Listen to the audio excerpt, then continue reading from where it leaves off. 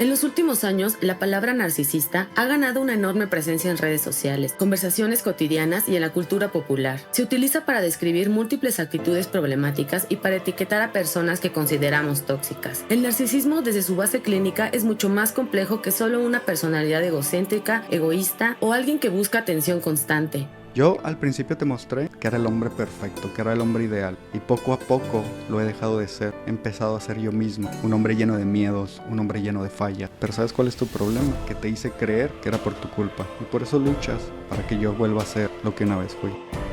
Por eso hoy vamos a intentar responder qué es realmente el narcisismo, cuáles son sus causas, cuáles son sus características y cómo podemos identificar si estamos en una relación con alguien con este padecimiento. Te extraño mucho, me di cuenta de todo lo que te hice. Yo te prometo que voy a cambiar y esta vez te voy a dar todo. ¿Cómo sé que esta vez va a ser diferente? No va a ser diferente, va a ser exactamente igual a todas, incluso peor. Te voy a demostrar cambios al principio, pero una vez que recupere tu confianza, voy a hacer la misma mierda de siempre. Porque una vez que comprendes y ves los patrones, ya no puedes dejar de verlos. Y créeme, esa es tu mejor defensa.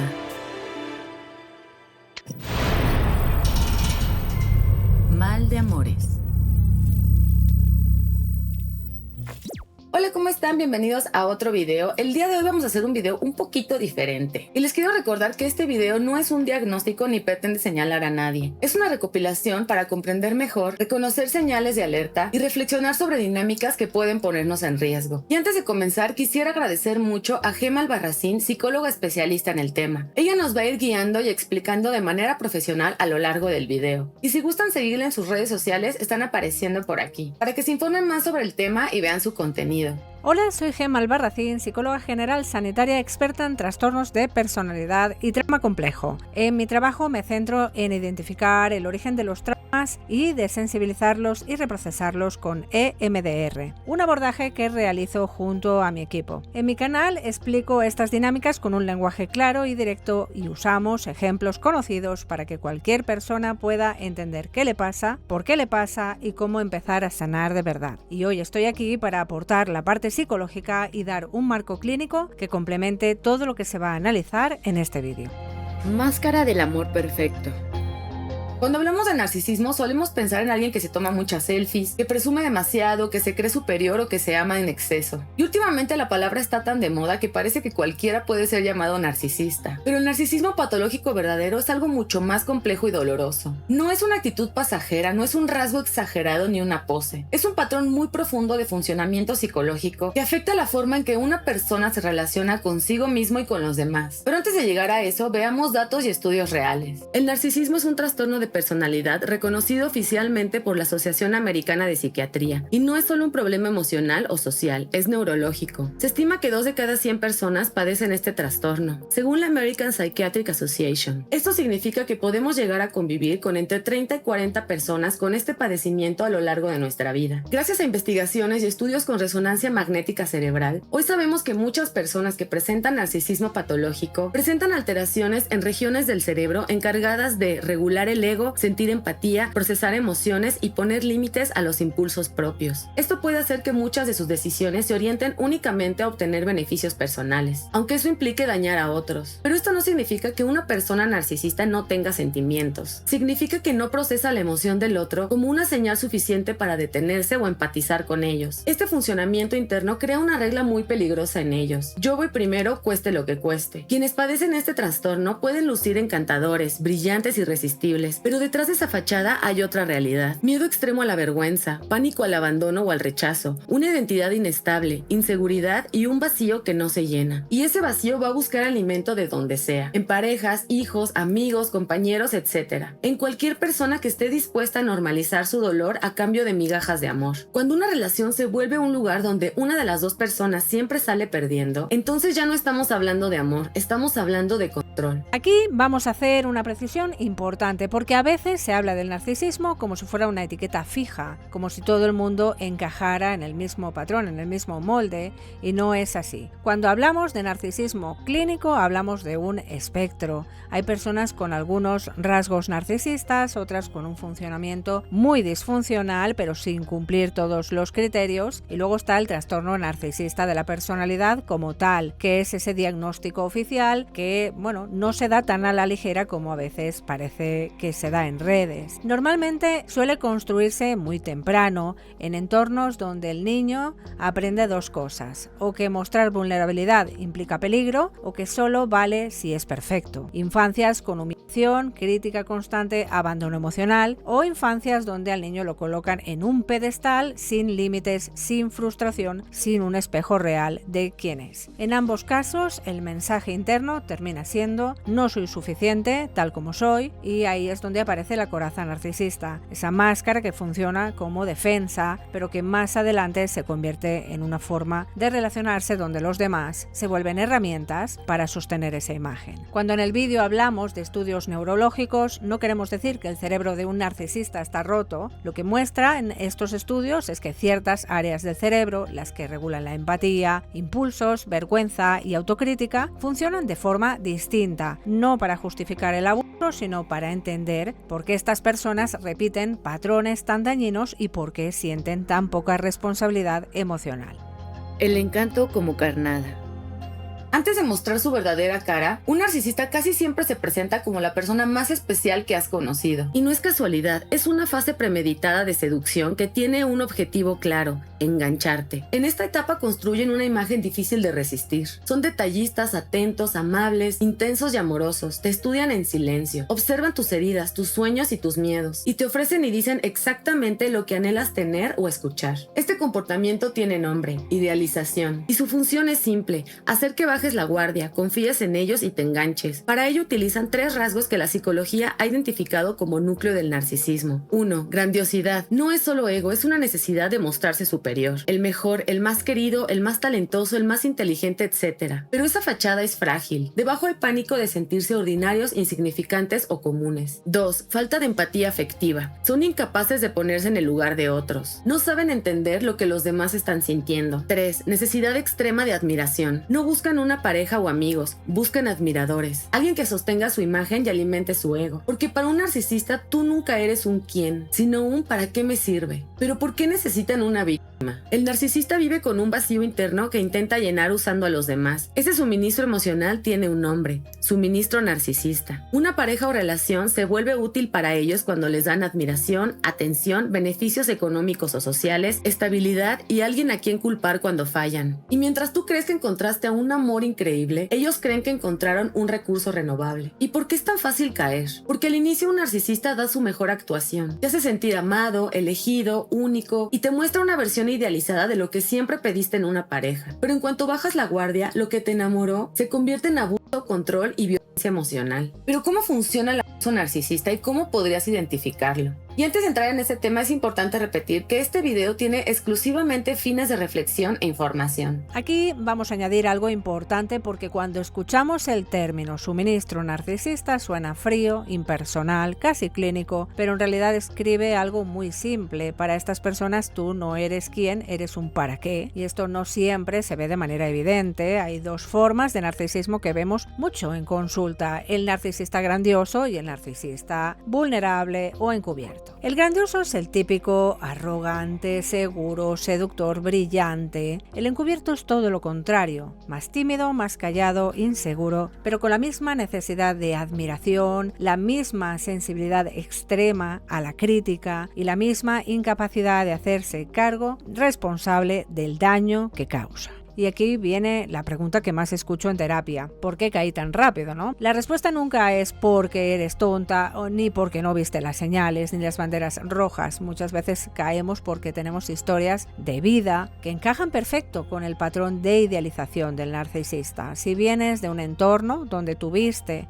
que ganarte el cariño, si creciste escuchando que eras demasiado sensible, si te enseñaron a cuidar primero a los demás y preguntarte después, pues eres un terreno ideal para alguien que necesita atención constante. De idealizar a destruir. Cuando hablamos de narcisismo en relaciones, en muchas ocasiones estamos frente a un patrón que se repite una y otra vez, casi como un guión. Primero te idealizan, luego te devalúan y al final te descartan, hasta que algunas veces vuelven a buscarte cuando les conviene. Y a esto se le llama ciclo del abuso narcisista. Todo empieza con una fase que muchas víctimas describen como mágica, la idealización. En esta etapa la persona narcisista se muestra como la pareja perfecta. Te escucha, te observa y aprende rápido qué necesitas emocionalmente. Si detecta que vienes de una historia de rechazo, se muestra súper disponible. Si vienes de carencias afectivas, te da atención constante. Si necesitas validación, entonces te llena de halagos. Y esto no es casualidad, es un cálculo perfecto para atraparte. En psicología, a este proceso se le conoce como love bombing o bombardeo de amor. Lo que me pasa contigo no me pasó con ningún otro hombre nunca. Es más, creo que sos el amor de mi vida y quiero que seas el padre de mis hijos. Lo que viste antes era un personaje que se llama love bombing. Fue justamente para atraer tu atención. Lo que ves hoy es lo que realmente soy. Muchos mensajes, contacto constante, promesas a futuro, frases del tipo nunca me había pasado esto con nadie, eres la persona que siempre esperé, contigo quiero todo. En esta fase la víctima siente que al fin encontró a alguien diferente. Por eso es tan difícil ver las banderas rojas. Hay una especie de luna de miel emocional donde el narcisista se adapta. Copia tus gustos, tus hobbies, simula vulnerabilidad. Y esto te hace creer que son tan compatibles que prácticamente tú y esa persona son iguales. Y cuando ya estás involucrada emocionalmente, llega la segunda fase, la devaluación. Aquí el cambio puede ser lento o muy brusco, pero casi siempre se nota un patrón. Si antes te decía, eres increíble, ahora se convierte en un estás exagerando, eres demasiado sensible o eso que dices jamás pasó. En la devaluación sucede algo clave, el gaslighting, que es una forma de manipulación donde la persona busca que dudes de tu propia percepción. Pueden negar cosas que dijeron e hicieron e incluso con pruebas reales. Pueden minimizar tus emociones, ridiculizar tus recuerdos o cambiar la versión de los hechos hasta hacerte sentir que el problema eres tú. Che, me parece que estás quedando un poco pelado y gordo todavía. Y vos sabés que a mí me encanta lo que tienen melena y están bien flaquitos. Chiste. Tampoco te gusta mi pelo. Jamás dije eso, jamás. Lo que pasa es que vos sos inseguro desde que te conozco, pero a pesar de eso yo te sigo eligiendo a vos. Me fuiste infiel y aún así me culpas de todo. ¿Por qué? Porque mientras te siga culpando, tú crees que tuviste algo que ver y vas a seguir luchando y vas a seguir intentando. En el momento que yo acepte la culpa completa, pues yo voy a ser el que va a tener que estar rogando y pidiendo y a mí no se me da eso. A ti te queda mejor. Si tengo pruebas, ¿por qué no aceptas los hechos? Mientras yo siga negando, tú seguirás dudando. Y mientras sigas dudando, yo te voy a poder seguir manipulando. ¿Con quién estás hablando? Con Juan, mi amigo, ¿por qué? No. Recién pasé al lado tuyo y vi. Ah, me mandó unas fotos de unas mujeres que encontró ahí en internet. ¿Qué tiene de malo? ¿Ya te vas a poner de loca, psicópata? Ah, sí, ¿y cuál es la necesidad de responderle con emoticones de diablito? Ay, ¿cuál diablito? Eres bien celosa, bien loca. Yo ya no puedo con esta relación. ¿Sabes qué? Deberías de ir a terapia. Esos celos enfermizos están jodiendo esta relación. Ve a terapia mejor. Por ejemplo, si reclamas una falta de respeto, te responden cosas como estas. Eso nunca pasó, estás loca, tú siempre inventas cosas o estás viendo cosas donde no las hay. Y poco a poco la víctima comienza a preguntarse si realmente está exagerando o si quizá es demasiado sensible o dramática. Pero lo que está pasando en realidad es un reacomodo de poder. Al principio el narcisista te coloca en un pedestal para engancharte. Después, cuando ya estás involucrado emocional, económica o psicológicamente, empieza a bajarte de ese pedestal a través de críticas, humillaciones sutiles, comparaciones con otras personas, indiferencia o castigos silenciosos como no hablarte, ignorarte o retirarte las muestras de cariño.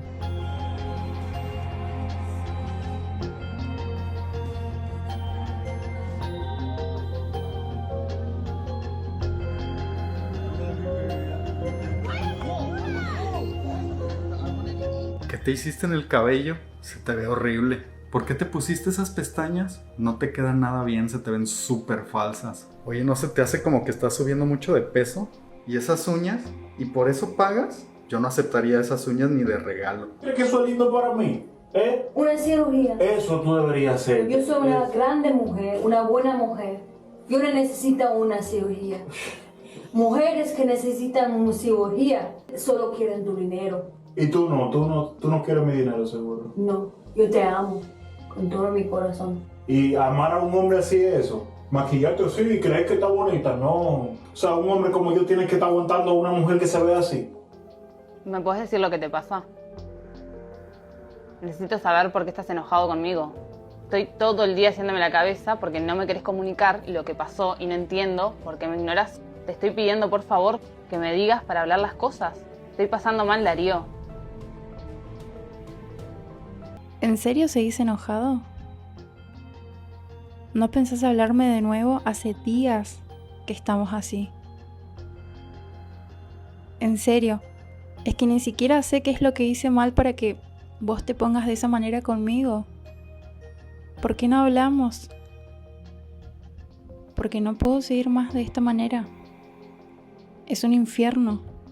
Y esta intermitencia genera un tipo de adicción emocional. Tu cerebro se queda esperando el regreso de esa versión amorosa del principio y por eso te quedas. Muchos estudios en trauma relacional explican que esta dinámica premio-castigo activan un patrón muy similar al de la adicción. Nunca sabes cuándo tendrás dosis de cariño, así que te quedas, intentas portarte mejor, ajustas tu comportamiento y cedes más con tal de recuperar a esa persona amorosa de la fase idealizada del principio. En esta etapa también aparece el control emocional. No siempre es evidente. No solo es prohibirte cosas de forma directa. A veces se manifiesta en otras frases como haz lo que quieras, dichas con un tono frío, caras de disgusto y silencios prolongados. También en retiro de afecto cuando algo no les gusta. Todo el ambiente emocional se vuelve inestable. Tú nunca sabes en qué momento se van a enojar o qué cosa mínima va a detonar en conflicto. Y sin darte cuenta empiezas a cambiar cómo hablas, cómo te vistes, con quién hablas, qué compartes y qué no. Todo para evitar su enojo, indiferencia o humillación. A medida que el vínculo se vuelve más dependiente, el control puede ir escalando hacia distintas formas de violencia. No siempre comienza con golpes. La violencia puede comenzar como por ejemplo con críticas o humillaciones públicas. Más adelante puede volverse por ejemplo violencia económica, donde el narcisista controla el dinero, limita gastos, supervisa compras e impide que la víctima se mantenga sola. Esto para que necesite de él. Yo no quiero seguir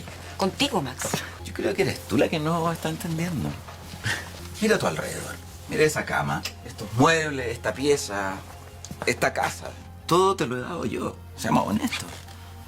Tú no tienes nada. En algunos casos llega también la violencia física o sexual. Empujones, apretones, castigos corporales disfrazados de es broma o tú me provocaste. Otra forma de violencia es cuando el narcisista empieza a alejarte de tu familia, de tus amigos o de tu red de apoyo. Comienza a utilizar frases como tu primo no me cae bien o ¿por qué necesitas a los demás si me tienes a mí? Tu mejor amiga te mete ideas raras. Tu mamá quiere controlarte. You're not allowed to talk to her anymore. She's toxic. She's breaking us apart. She didn't do anything. Yes, she did. She's breaking us apart. She's stuffed inside your head. I need somebody. Oh, I yeah. don't have parents. Oh, yeah. Oh, yeah. Play the victim card again. Oh. She's my best friend.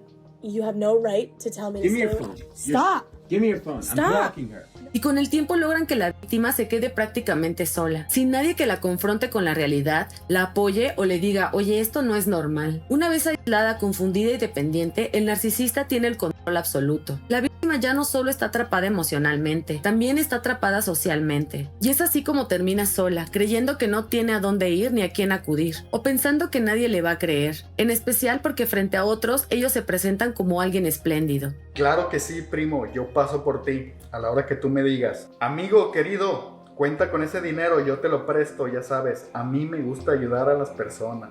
Oye, amor, ¿me podrías ayudar con las cosas de mi trabajo? No, no te puedo ayudar, no tengo tiempo. ¿Qué no estás viendo que tengo muchas cosas que hacer? Entonces, ¿me podrías prestar el dinero para poder No tengo ni un comprar? solo peso para prestarte nada, ni para comprarte nada. No me estés molestando, ya te doy demasiado con estar aquí, ¿sí?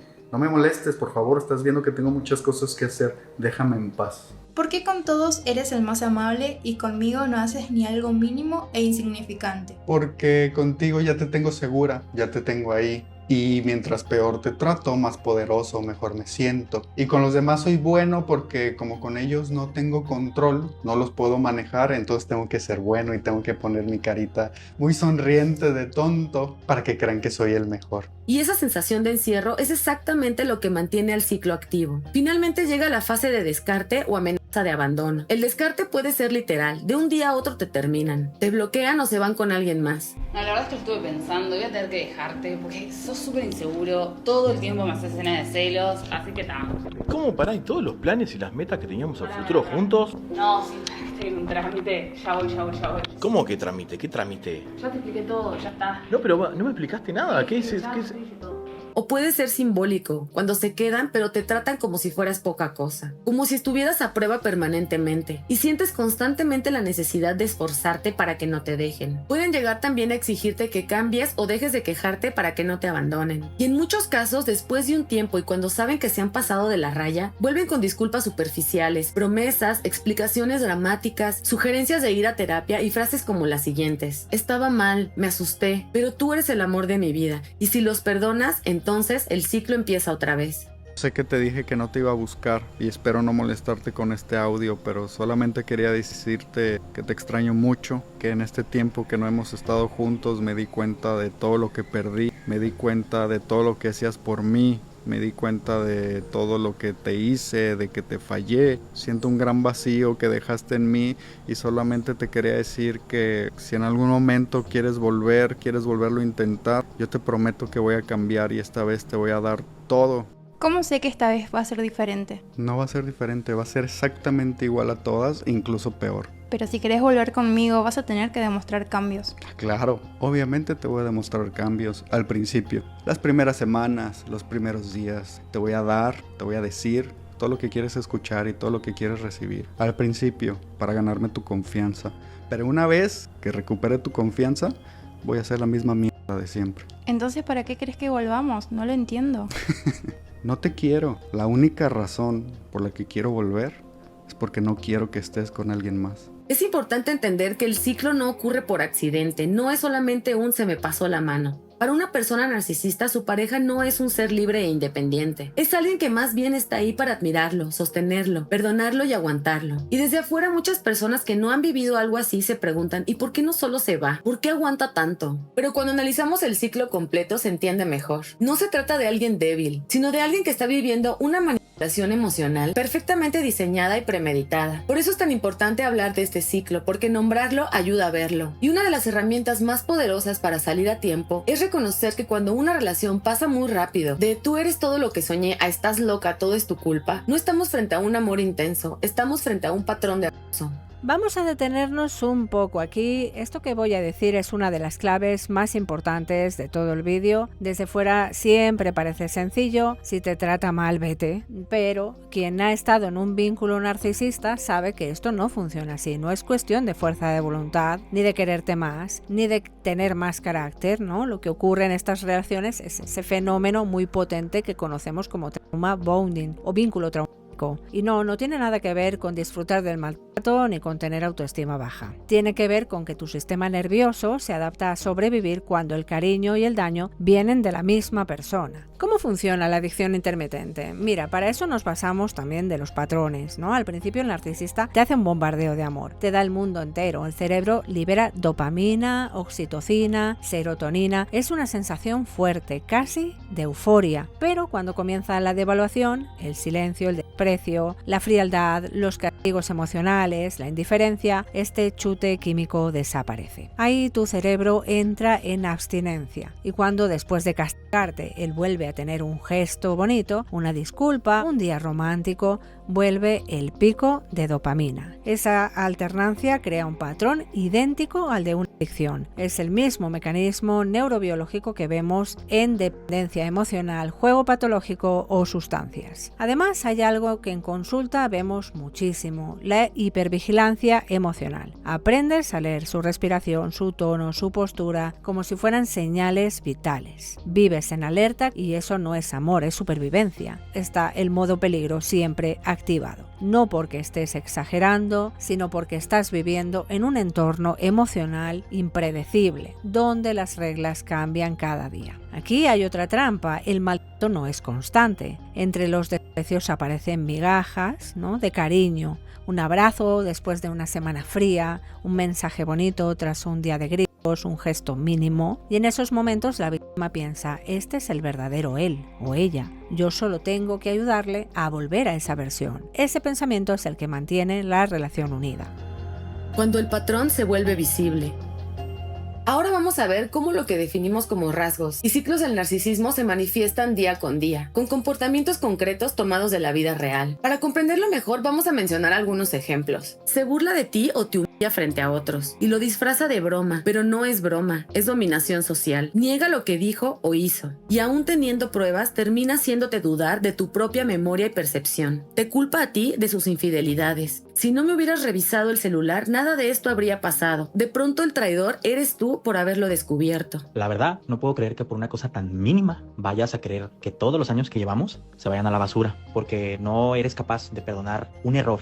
Ahora, aquí la verdad es que tú fuiste quien se equivocó, porque eso de andar checando mi privacidad, mi celular, mis mensajes, mis conversaciones, no tienes ningún derecho. Tú no eres nadie para estarme checando mis cosas. Entonces, tienes que aceptar que todo este problema viene siendo por culpa tuya. Que yo cometí un error mínimo, sí, pero es algo que le puede pasar a cualquiera, y lo sabes. En cambio, el invadir la privacidad es algo que, eso sí, está muy mal, muy mal. Te ve llorando y se enoja, te ignora o se va a dormir. En lugar de abrazarte, se voltea a dormir o simplemente te ignora o se va. ¿Qué sientes al verme llorar y sufrir por cosas que haces? Me siento poderoso, me siento importante. Te corrigen y controlan cómo hablas, vistes o te ríes. Te moldean y te dicen cosas como no uses esa ropa, no hables así, no te rías tan fuerte. Tu identidad debe desaparecer para que su ego crezca. Minimiza tus logros y tus sueños. Cuando logras o anhelas algo, dicen frases como eso es una tontería o no es para tanto. Buscan que tú mismo minimices tus logros porque nadie puede brillar más que ellos. Si yo fuera tú, la verdad, no me atrevería a poner ese negocio porque la verdad ni siquiera tienes experiencia, ni siquiera sabes vender, o sea, vas a perderlo todo. Yo que tú ni siquiera me arriesgaba. Comienzan peleas en fechas especiales para arruinártelas. Controlan que tu felicidad solo exista si ellos lo permiten. ¿Por qué arruinas los momentos importantes para mí? Mi cumpleaños, nuestras vacaciones, nuestras salidas. Tu felicidad me molesta, no me gusta verte feliz. Quiero que te sientas como yo me siento, quiero que te sientas triste. No es que no sepa, no es que no me dé cuenta, sí me doy cuenta y lo hago a propósito, lo hago sabiendo que te hago sentir mal. Me gusta hacerte sentir mal. Siempre encuentran una narrativa donde aunque ellos hayan causado el daño, tú fuiste la que por alguna razón se equivocó primero. Y entonces tú debes disculparte y tú eres el tóxico. Eso no pasó. Y si pasó, no fue tan malo. Y si lo fue, no es la gran cosa. Y si lo es, no es mi culpa. Y si es mi culpa, no fue intencional. Y si lo fue, tú te lo merecías. Y si no lo merecías, debiste detenerlo. Y si no pudiste, ese no es mi problema. Y estos son tan solo algunos ejemplos. Cuando una persona siente que tiene que actuar siempre con cuidado para evitar conflictos, o cuando tiene que esconder partes de sí mismo para evitar problemas, entonces ya estás dentro del ciclo del abuso. Aquí quiero hacer un matiz muy importante porque cuando escuchamos esta lista de comportamientos, la burla, el gaslighting, la ley del hielo, la victimización, el doble rostro, muchas personas se asustan y piensan, mi pareja hizo eso una vez, ¿será narcisista? Y no, el problema no es una conducta aislada, todos podemos equivocarnos, reaccionar mal, tener un mal día, decir algo fuera de lugar, esto no define a nadie. Lo que define a un funcionamiento narcisista es lo que llamamos el patrón que se repite, idealización, devaluación, castigo, culpa, reconciliación superficial y vuelta a empezar. Da igual la conversación, da igual cuántas veces pidas respeto, da igual cuántas veces marques límites, vuelves al mismo punto. Un narcisista no grita por perder el control, grita para que tú lo pierdas, no te ignora porque estés saturado, te ignora para castigarte y no te culpa para evitar una discusión, te culpa para no asumir nada. En una relación sana, aunque haya conflicto, ambos pueden reflexionar, pedir perdón y reparar. En un vínculo narcisista, la reflexión y la reparación siempre recaen en la misma persona. Tú. Él pone las reglas, él decide cuándo se habla, cuándo hay cariño y cuándo no, él define lo que pasó y lo que no pasó. ¿Cómo se siente amar a un narcisista? Desde afuera es fácil mencionar los rasgos o las banderas rojas para identificar a un narcisista, pero pocas veces se habla de cómo se siente una víctima dentro de este ciclo. Al principio la víctima no se siente víctima, se siente afortunada, cree que encontró a alguien amoroso, especial y diferente a los demás. Cuando empiezan los malos tratos, la persona no piensa estoy con un narcisista, más bien piensa algo estoy haciendo mal, en qué me equivoqué, seguro hoy tuvo un mal día o no es tan grave, y ahí empieza el autoengaño. De pronto la víctima comienza a vivir todo el tiempo en alerta, siempre intentando evitar que el otro se enoje o explote. Aprende a leer el tono de voz, los silencios, los suspiros y hasta los movimientos para saber si le espera una pelea o un buen día. Realmente no sabes qué te va a tocar ese día. No sabe qué comentario va a molestar, qué mirada va a ser interpretada como falta de respeto o qué palabra o elección va a detonar una escena de celos o control. Y entonces aparece el miedo a equivocarse, el miedo a decir no, miedo a expresar tristeza o enojo porque eso lo puede hacer explotar. o puede usarlo en tu contra. Y entonces junto al miedo aparece la culpa. Es que seguro hice algo para hacerlo enojar. Tal vez no fui lo suficientemente comprensiva. Y comienza a sentir culpa por pedir cosas básicas como respeto, tranquilidad y amor. A esto se le suma algo muy frecuente. La persona empieza a justificar absolutamente todo. Frases típicas como: es que tuvo una infancia muy difícil. Es que nunca le enseñaron a gestionar sus emociones. Solo fue una vez, se le fue de las manos. No es tan malo, solamente tiene un carácter fuerte. Cuando está bien, es el mejor del mundo. Cada justificación funciona como una venda nueva. Y es que además la víctima no vive solo los momentos malos, y ahí está la trampa. Entre insultos, desprecio, abandono, ley del hielo, etc., de pronto vuelve a aparecer el lado lindo y bueno otra vez. Mensajes, disculpas, flores, promesas, muestras de cariño, planes a futuro, etc. Ese contraste es lo que mantiene a la víctima enganchada. Se queda esperando a que vuelva otra vez esa persona de la cual se enamoró. Y cuando llega a regresar esa persona de repente con muestras de amor, se convence que estaba en lo cierto. Yo al principio te mostré que era el hombre perfecto, que era el hombre ideal. Y poco a poco lo he dejado de ser. He empezado a ser yo mismo. Pero ¿sabes cuál es tu problema? Que te hice creer que era por tu culpa. Que yo cambié por tu culpa. Y por eso luchas para que yo vuelva a ser lo que una vez fui. Cada vez que yo me doy cuenta que me quieres dejar, yo vuelvo a ser lo que tú quieres que yo sea.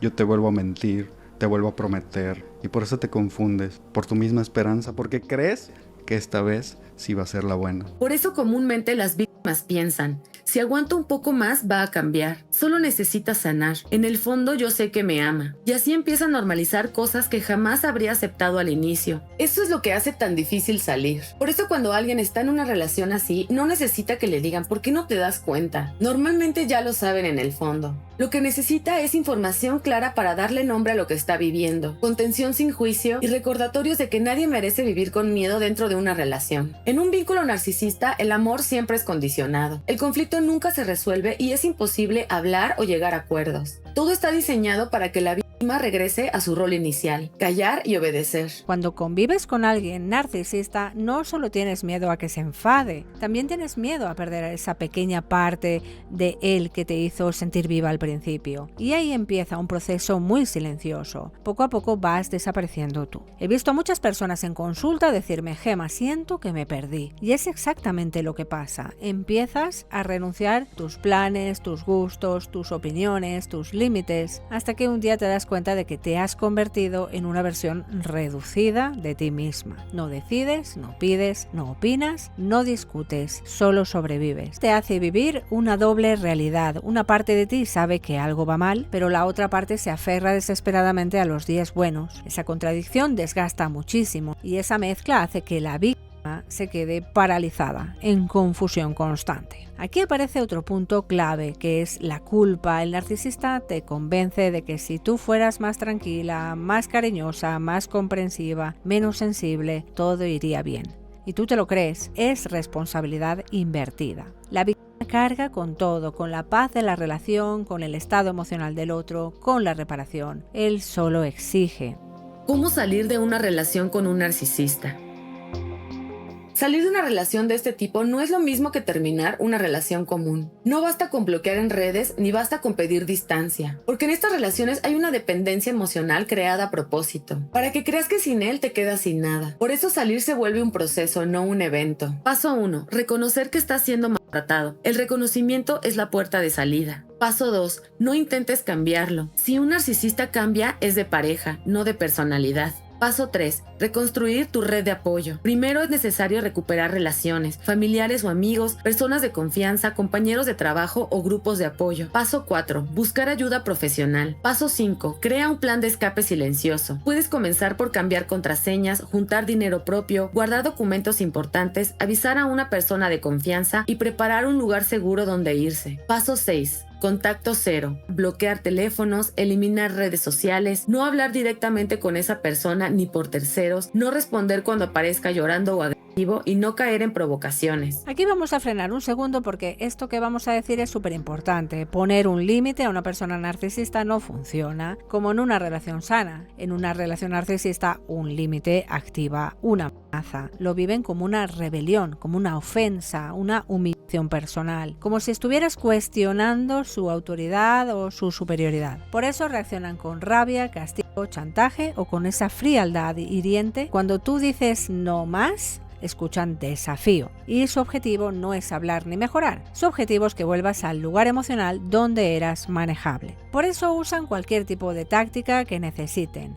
Enfado, silencio, lágrimas, súplicas, amenazas, promesas o ese bombardeo de amor repentino que parece que lo arregla todo. Nada de eso es verdadero arrepentimiento. Y vamos a decir algo que en consulta también vemos mucho: cuando la víctima empieza a poner límites, la violencia emocional e incluso física en algunos casos puede escalar, no siempre, pero sí con frecuencia. Salir de una relación así no es simplemente terminar un romance fallido, es sobrevivir a una guerra silenciosa que casi nadie ve desde afuera. Vamos a hacer aquí un matiz fundamental. En redes sociales se repite mucho la frase "el narcisista no cambia", y aunque tiene una base real, como psicóloga prefiero explicarlo de manera más precisa. Cambiar un funcionamiento narcisista implica años de terapia profunda, confrontación constante, renunciar a su máscara, a sus beneficios asociados, asumir responsabilidades que ha evitado toda su vida. Requiere motivación interna y la realidad clínica es que la mayoría no tienen esa motivación. ¿Significa esto que tú debas quedarte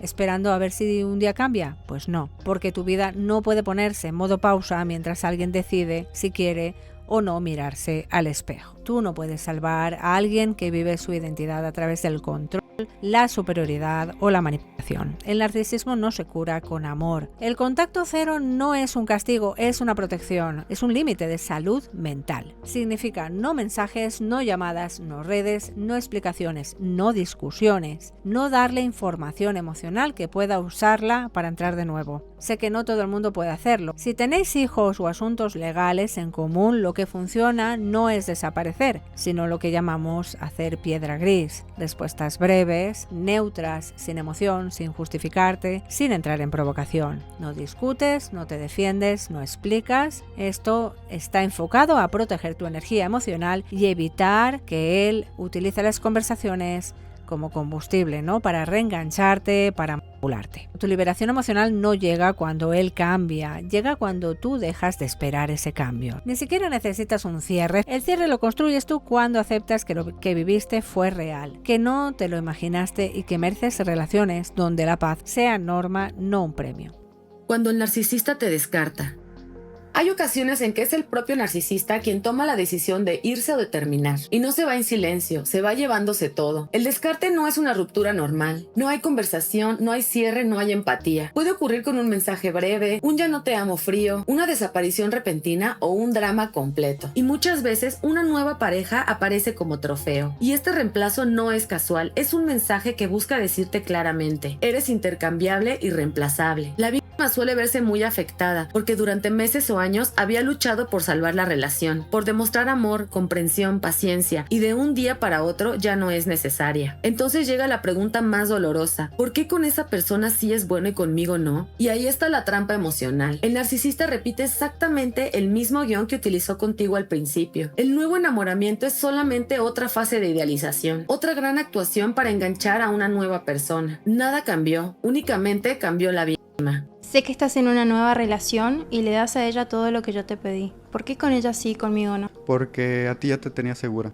No necesitaba hacer absolutamente nada por ti. Tú ya estabas ahí. ¿Y por qué a ella sí le doy más? Porque apenas la estoy enamorando. Porque apenas estoy empezando. Y estoy haciendo exactamente lo mismo que hice contigo, con ella. Le estoy haciendo creer que soy el hombre perfecto, que soy el hombre ideal. Aunque sea mentira, pero le tengo que decir que la amo. Aunque sea mentira, pero tengo que salir, sacar fotos, subir fotos, para que ella se sienta segura, para que ella pueda confiar en mí. ¿Entonces lo nuestro no significó nada? Ese es tu problema, que sigues creyendo que me importas. A mí no me importa lo que tú sientes, a mí me importa lo que yo siento. Y si yo tengo una nueva oportunidad para estar bien con alguien que me muestra interés, la voy a tomar. ¿Cómo puede ser que después de tanto tiempo sigas creyendo que lo que tú sientas importa? No, lo único que importa es lo que yo siento. Y aquí hay algo importante que debes saber. Cuando un narcisista te descarta, no es porque no vales, es porque ya no pudo seguir controlándote y consumiéndote al ritmo que necesitaba. Me gustaría cerrar mi participación hablando de algo que a veces no se dice suficiente. El daño que deja una relación narcisista no desaparece cuando la persona se va. El cuerpo sigue en alerta, la mente sigue en bucle, la autoestima queda hecha pedazos y la confianza en uno mismo tarda en volver. Una de las cosas más dolorosas para las víctimas personas es darse cuenta que la persona que les enamoró no existía. Era una actuación, una estrategia, un personaje, una máscara. Y hacer ese duelo duele muchísimo. No solo perdemos a alguien, perdemos la idea de lo que creíamos que éramos cuando estábamos con él. Es un doble duelo. Muchas personas me dicen, Gemma, lo que más me duele no es lo que él me hizo, es que yo me quedé, es que yo permití, ¿no? Y necesito que escuches esto con claridad. Lo que viviste está diseñado para que te quedaras. No fue falta de inteligencia, fue un vínculo traumático, una manipulación constante. Sanar no es levantarte un día sintiendo que ya no te afecta, sanar es volver a escucharte, volver a confiar en lo que sientes, volver a reconocerte en el espejo sin vergüenza, volver a decir no sin temblar. Sanar es recordar quién eras antes de que te enseñaran a caminar con cuidado. A veces el primer paso no es dejar la relación, sino dejar de culparte por no poder hacerlo todavía. No es tu culpa, no estás exagerando, no estás sola y sí, hay vida después de un narcisista. Una vida en la que no tienes que pedir permiso para existir. Una vida donde la calma no sea un privilegio, sino tu estado natural. Si lo que has escuchado hoy te ha removido algo por dentro, acércate a alguien que pueda sostenerte. Buscar ayuda no es un signo de debilidad, es el acto más valiente de volver a elegirse. Sanar no es inmediato. Hay recaídas, dudas y heridas. Pero un día sin darte cuenta te escucharás reír nuevamente. Y ahí entenderás que no fuiste débil por caer, fuiste valiente por irte. Porque cuando te alejas de quien quiso destruirte, empieza la reconstrucción de quien realmente eres. Y si te identificaste con algo de esto, alguna parte de ti se sintió expuesta, o si notaste patrones similares en tu relación, ya sea de pareja, con un familiar o con un compañero de trabajo, habla con un especialista en salud mental y acércate a tus familiares o amigos. No tienes que atravesar esto en soledad. Y te prometo que sí se puede.